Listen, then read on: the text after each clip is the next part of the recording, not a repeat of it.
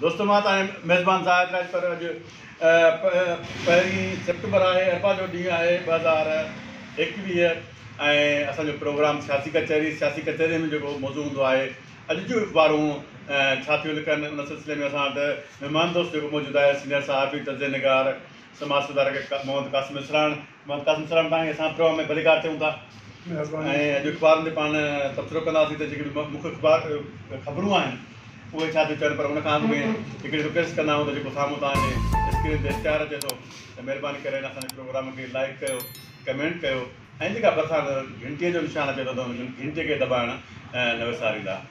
क़ासिम साहब, रोज़ानी पंहिंजी अख़बार आहे, रोज़ानी पंहिंजी अख़बार जॾहिं जेका लीड ख़बर आहे हुनजी लीड ख़बर आहे तालिबान जी हुकूमत हासिल लाइ मुशावरत मुकमल, अफ़गान मां वापसी वॾी कामयाबी आहे, तालिबान जे रुॻो ॻाल्हियुनि ते यकीन न कबो बाइडन, अफ़गानिस्तान में सुपर पावर अमेरिका जो सफ़ारतखानो क़तर मुंतकिल, तालिबान जो जश्न शुक्राने जा सजदा, अमेरिका जी शिकस्त ॿियनि लाइ सबक़ आहे, ज़बीउल्लाह मुजाहिद।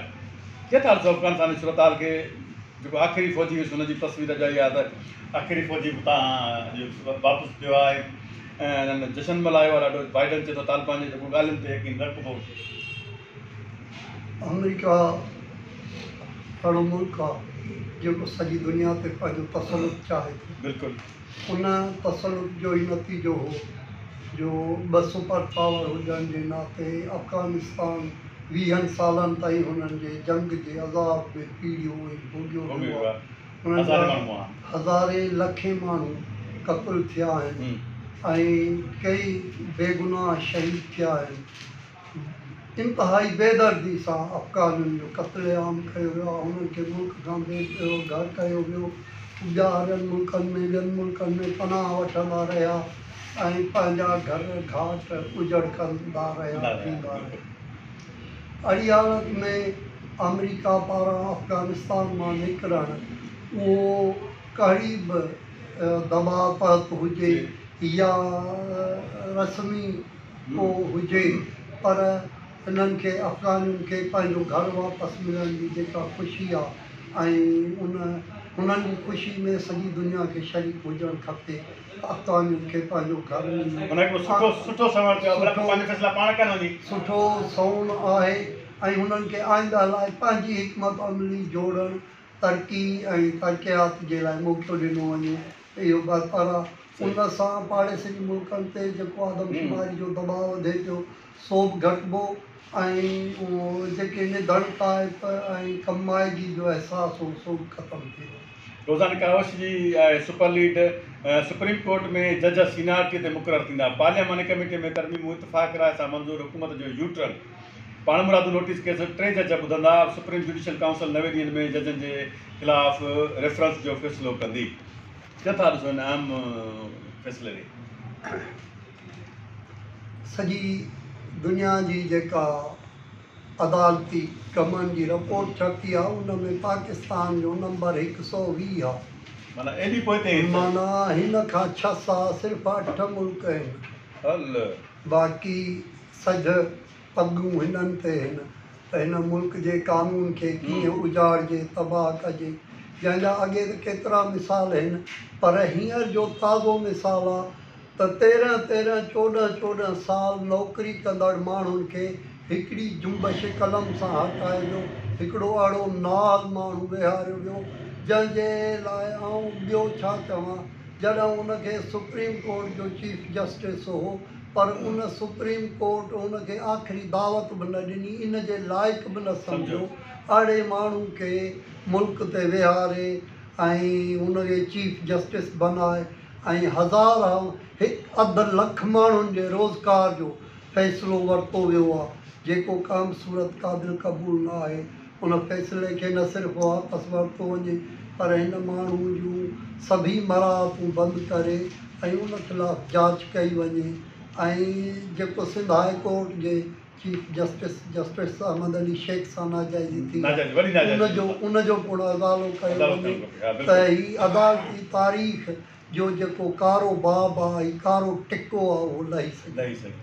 अच्छा था रोज़ानी सोभ तरफ़ रोज़ानी सोभ जेका अफ़गानिस्तान जो इशू आहे, तालिबान जो जश्न आहे, उनखे लीड बॉक्स कयो आहे 20 सालनि जे दौर जी पुॼाणी अमेरिका अफ़गानिस्तान मुकमल ख़ाली करे छॾियो तालिबान जो जशन न त सुपर लीग वरी बिलावल भुट्टे जे हवाले आहे त उन में चए थो PTM वारा मुझियल आहिनि संदन नियत साफ़ आहे त पहिरीं इस्तीफ़ा ॾियनि ऐं पोइ लॉन्ग मार्च शुरू कनि। बिलावल भुट्टो PTM असांजो साथ ॾिए असांजे मशवरनि सां हले त कामयाबी माणींदी, अॻु बि मशवरनि ते हली त कामयाबी पिणु माणी।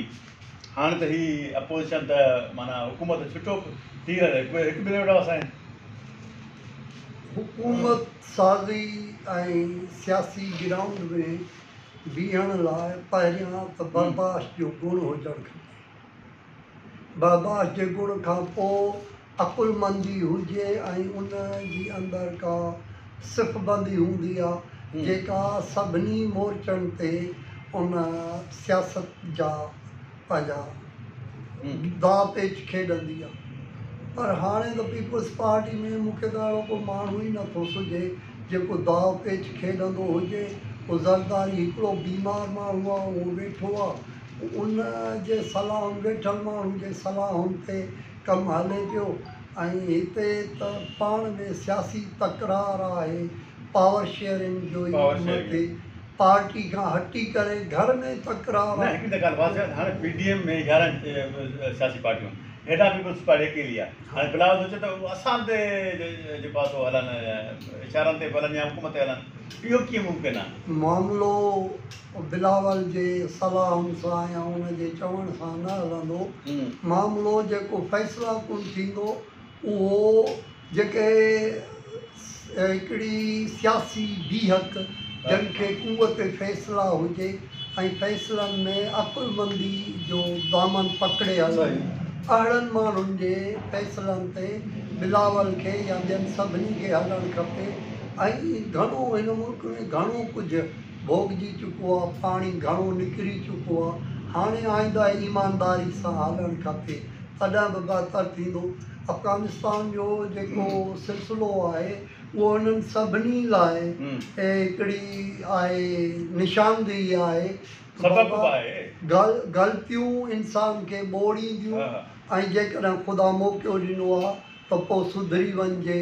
सो हिननि जे लाइ मौक़ो आहे त सियासी तौरु पंहिंजा फ़ैसिला माण्हुनि जे मसइलनि सां लाॻापियल रखी ऐं कनि ऐं मुल्क जी भलाई आज़ादी ऐं बहितरी लाइ कनि। बाक़ी सॼी उमिरि ॿाहिरि सियासत जो जेको हिननि ते हावी रहियो आहे असरु, उनखे ख़तमु करणु खपे त पोइ मुल्क जे लाइ के बहितर। जीजल बि लीड बॉक्स ॾिनो आहे तालिबान जे जशन खे, जेको तालिबान जो इशू हिन में अफ़गानिस्तान जो इशू आहे हुन ते लीड बॉक्स आहे। सुपर लीड जेको आहे PTM वारा मुझियल आहिनि, साॻियो बिलावल भुट्टो साहिब जी आहे।